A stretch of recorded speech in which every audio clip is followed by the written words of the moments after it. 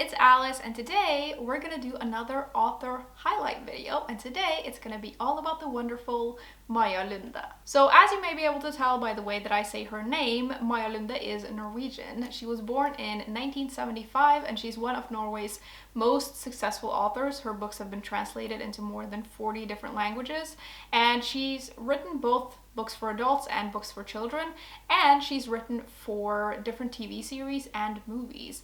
And I'm pretty sure she was actually a screenwriter before she was an author. I'm gonna focus mostly on her adult books because those are the ones that I've read. I've read 3 of her books, and all of them are a part of the Climate Quartet series, or in Norwegian it's called Klimakvartetten. And these books are like in a series, but they're very, very loosely related, so you can easily like read any of these as standalones or in any order. All of my copies are in Norwegian, as you may be able to see, but I'm gonna link the English translation below if there is one. I think 2 of her books have been translated into English, and like I mentioned, her books have been translated into loads of different languages, so you might want to check out like your local bookstore or library to see if they have any of her books in your language if you want to not read them in English and you can't read Norwegian. So first up, we have got Lunde's debut novel. This came out in 2015. It's called Bienes Historie, or in English it's called The History of the Bees. And this book is all about bees and beekeepers, and we follow 3 different perspectives set in 3 different timelines. We follow this inventor in 1852 in England who's trying to invent this new type of beehive. We follow a farmer in 2007 in America who works with keeping bees. And then we follow this woman in China in 2098 who works with painting pollen on fruit trees because there are no more bees left in the world. The second book came out in 2017. This is Blå, but in English it has the title The End of the Ocean. In here we follow 2 different perspectives, again in 2 different timelines. We follow this elderly woman in 2017 who sets off on her boat to try and find and confront an old love.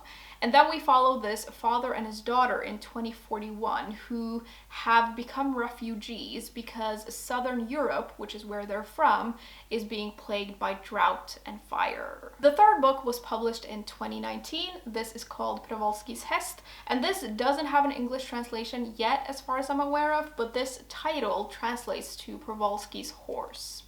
In here we follow 3 different perspectives set in 3 different timelines. We follow a zoologist in St. Petersburg in 1881. We follow a veterinarian in Mongolia in 1992, and then we follow a woman who lives on a farm in Norway with her daughter in 2064. And all of these people have one thing in common, and it's this rare Mongolian horse breed. I also just want to mention that she is currently working on another quartet, which is like a quartet of books for children that has to do with the seasons, and she's working with the artist Lisa Aisato, who is amazing, and these books are fantastic. Like I don't have copies of them, but I've looked in them and I've read like parts of them, and they are amazing. I really want to get my own copies. We have 2 of them. We have a winter themed one, which is like Christmas related. It's called Snösøsteren, and then we have, I think, a spring related one. It's called Solvokteren, which is like the sun keeper or something like that. And these books are beautiful. They're not available in English, unfortunately, but hopefully they will be. But they have been translated into loads of other languages.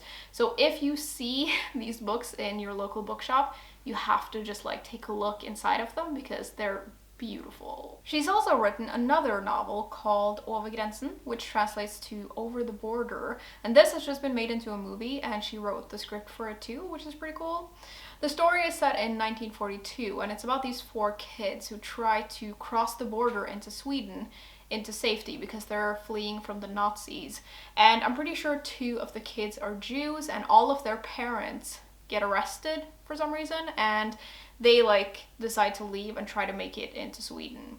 Now, I watched the trailer for this movie and it made me cry, and I was thinking I was gonna watch it for this video, but honestly I'm not in the right headspace for it. I just don't want to like sit and sob for 2 hours because I feel like that's what this movie is gonna do to me. So I haven't watched it yet, but I really want to, and I'm gonna do it at some point. She also has some of her other work being adapted to screen at the moment, I think, and I don't really know what, but whatever it is, that's very exciting. Returning to the books though, one of the things I like so much about Lunde's climate quartet is not only does she explore climate change and global warming in her fiction, which I think is really interesting, she also focuses very much on the characters in her stories and their individual struggles. So the future perspectives are dystopian, yes, but we see everything through a very we see it through human eyes and at a human and individual level, which I think is really interesting. And I think it makes it easier to sort of connect to a little bit. I think it's really interesting that each of the books in the series focus on a specific environmental factor. So the first book focuses on bees, the second one focuses on water, and the third one focuses on these horses and in turn the preservation of nature. I would say that these books are quite slow burning in a lot of ways. There are exciting things that happen in them, but I've seen some places refer to them as like thrillers or like thrilling dystopian novels, and I wouldn't go into these books thinking you're gonna get a thriller because that's not really what these books are. There is a dystopian element, but it's usually only in one of the perspectives in the book, and there are several, and the books focus much more on how the environmental factor affects the character as an individual. Now, like I mentioned, even though these books are in a type of series, you can read them out of order without it causing any issue. There is some stuff that like overlaps, like some characters, and there are some things that are referred to that you won't be able to pick up on if you haven't read all of them. But it's not like you're missing anything important really, so it doesn't really matter. It's just like a cool thing that's there if you notice it. My favorite of the three is the first one that I read, which is The History of the Bees. If you don't know where to start with this author, I would recommend starting with this one. It's a really good book, and it discusses these environmental factors alongside family, and it sort of explores the relationship between parents and their children. And there's just something about bees that I love. I find them so enchanting, and they're just a very special little insect, I think. And I've actually made a whole video about books about bees, which I will link to somewhere if you want to check it out. My second favorite is Przewalski's Hest. I thought this was really good, and I especially loved the perspective set in Mongolia in '92 because we get to know this woman and her relationship with her son, and I thought that was really well done. Like, I still think about it. This is, out of the three, the one that I felt like we got to know the least about what the world looked like in the future perspective. Like, I would have loved to have known more about the state of the world, but the rest in here was great. Then we have got The End of the Ocean, which I liked but didn't love when I finished it, but it's been a year now, and I have thought about this book a lot. Like, it's really stuck with me, which I feel like is a good sign. Out of the three, this is the one that has the strongest future perspective, in my opinion, and these people are climate change refugees.